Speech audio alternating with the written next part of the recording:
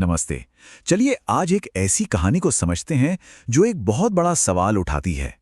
क्या होता है जब सरकार झूठ बोलती है? आज हम इसी सवाल के इर्द गिर्द बुनी एक कहानी की परतों को खोलेंगे। ये कहानी है Harry Potter and the order of the Phoenix की, जो असल में एक जबरदस्त पॉलिटिकल थ्रिलर है। यहाँ सच्चाई के लिए लड़ाई किसी भी जादू से कहीं ज्यादा ताकतवर हथियार बन जाती है। तो कहानी की शुरुआत किसी बड़े धमाके से नहीं होती, बल्कि एक अंदर ही अंदर सुलगते गुस्से से होती है। एक ट्रॉमा से गुजर रहा हैरी पॉटर है, जिसे पूरी जादुई दुनिया से एक तरह से अलग थलग कर दिया गया है। अब देखिए, लॉर्ड वोल्डेमॉर्ट वापस आ चुका है, लेकिन जादू मंत्री कॉर्नेलियस फज इस सच्चाई को मानने से ही इनकार कर देते हैं। क्यों? क्योंकि उन्हें अपनी कुर्सी बचानी है। तो वो क्या करते हैं?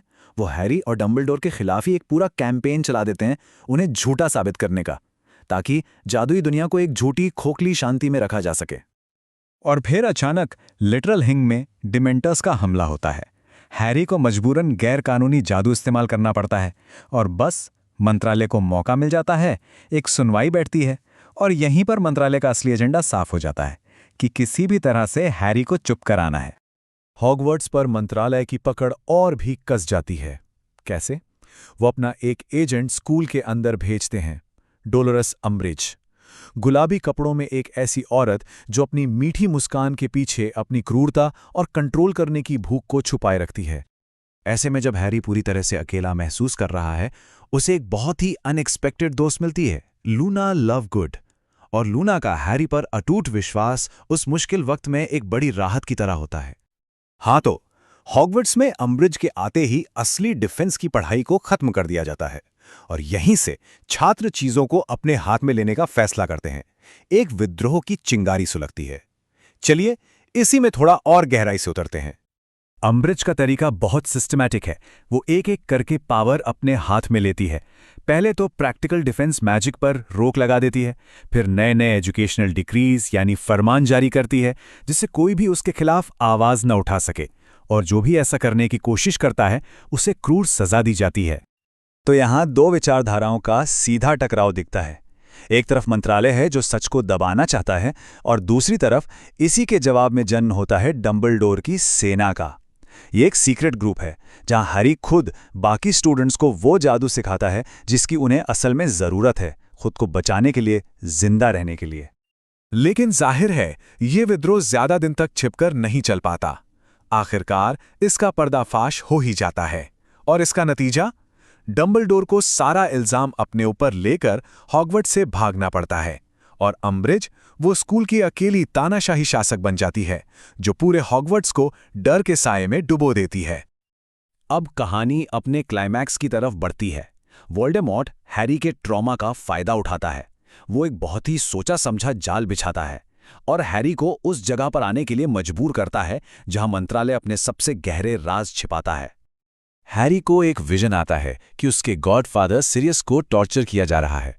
उसे बचाने के लिए हैरी और उसके दोस्त सीधे मंत्रालय पहुंच जाते हैं। बस यहीं वो जाल में फंस जाते हैं। वहां पहुंचकर उन्हें पता चलता है कि वो वोल्डेमॉर्ट के डेथ ईटर से घिर चुके हैं। और फिर शुरू होती है एक जबरदस्त लड़ाई।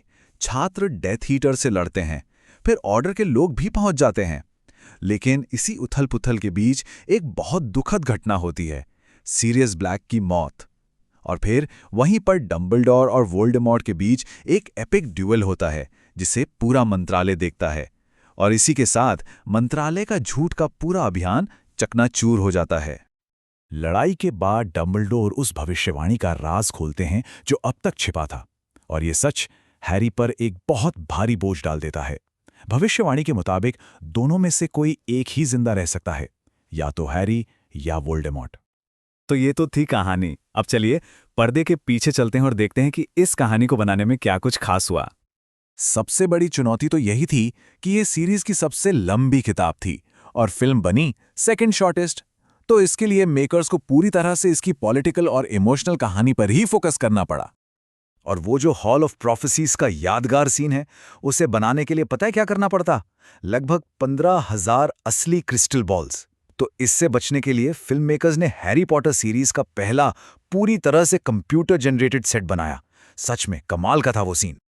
और यही तो इस पूरी सीरीज की खासियत है ना? प्रैक्टिकल और डिजिटल जादू का एक बेहतरीन मेल। लूना लवगुड के किरदार के बारे में भी एक मजेदार बात है। ये रोल इवाना लिंच को मिला, जो खुद किताबों की बहुत बड़ी फैन थी। और जानते हैं, उन्होंने 15,000 लोगों को हराकर ये रोल हासिल किया था। जेके रॉलिंग ने भी कहा था कि उनकी कास्टिंग बिल्कुल परफेक्ट थी, यहां तक कि फिल्म में लूना की कुछ ज्वेलरी उन्होंने खुद बनाई थी। एक और चीज, सीरियस ब्लैक के घर का जो सेट था, उसके लिए खुद जेके रॉलिंग ने 70 नामों वाला एक पूरा ब्लैक फैमिली ट्री बनाकर दिया था। मतलब दुनिया को और ज्यादा असली और गहरा बनाने के लिए ये छोटी छोटी डिटेल्स कितनी मायने रखती हैं। तो आखिर में इस कहानी से हम क्या सीखते हैं? जाहिर है, ये सिर्फ जादूगरों और उनकी छड़ियों की कहानी से कहीं ज्यादा गहरी है। ये कहानी असल में एक शक्तिशाली मैसेज देती है कि कैसे भ्रष्ट सत्ता का विरोध किया जाए, प्रोपेगेंडा के खिलाफ सच के लिए कैसे लड़ा जाए, और लड़ाई के साथ जो दुख और ट्रॉमा आता है उसका सामना कैसे किया जाए। कुल मिलाकर दी ऑर्डर ऑफ द फीनिक्स एक जादुई कहानी को एक बहुत ही रिलेटेबल पॉलिटिकल ड्रामा में बदल देती है, और आखिर में एक सवाल छोड़ जाती है जो सिर्फ जादुई दुनिया के लिए नहीं बल्कि हम सब के लिए है कि जब सत्ता ही सच्चाई से मुंह मोड़ ले तो सच के लिए लड़ने की जिम्मेदारी आखिर किसकी है।